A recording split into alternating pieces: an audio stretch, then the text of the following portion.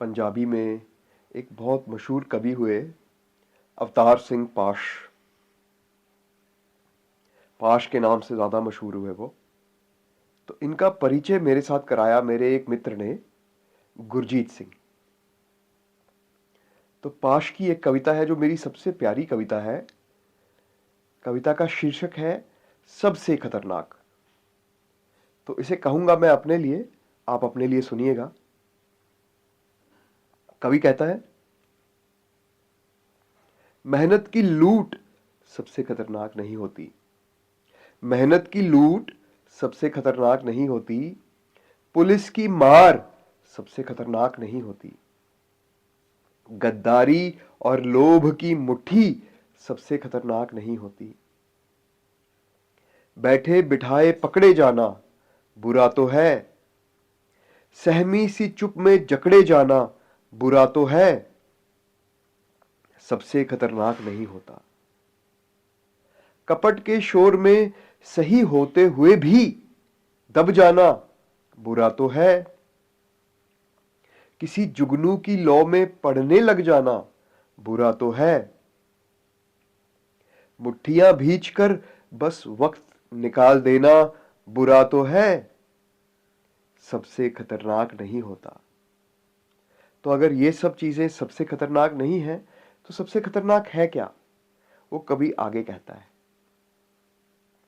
कवि कहता है, सबसे खतरनाक होता है मुर्दा शांति से भर जाना।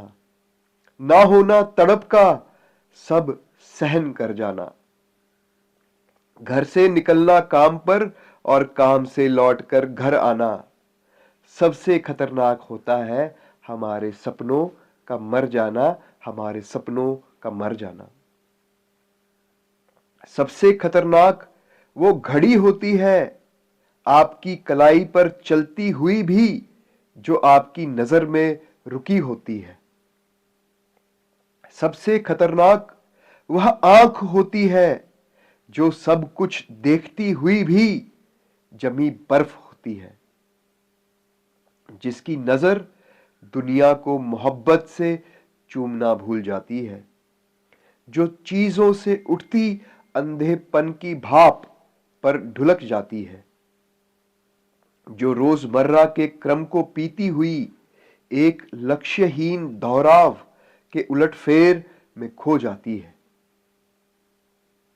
सबसे खतरनाक वह चांद होता है जो हर हत्याकांड के बाद वीरान हुए आंगनों में चढ़ता है, पर आपकी आंखों को मिर्चों की तरह नहीं गढ़ता।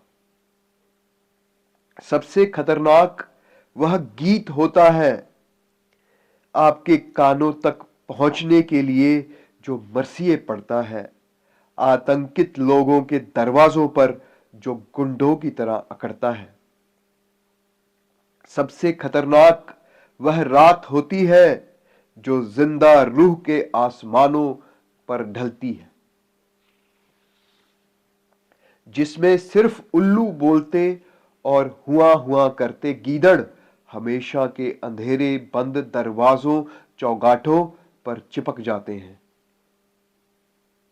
सबसे खतरनाक वह दिशा होती है जिसमें आत्मा का सूरज डूब जाए और उसकी मुर्दा धूप का कोई टुकड़ा आपके जिस्म के पूरब में चुभ जाए। मेहनत की लूट सबसे खतरनाक नहीं होती। पुलिस की मार सबसे खतरनाक नहीं होती। गद्दारी लोभ की मुट्ठी सबसे खतरनाक नहीं होती। सबसे खतरनाक होता है हमारे सपनों का मर जाना। हमारे सपनों का मर जाना।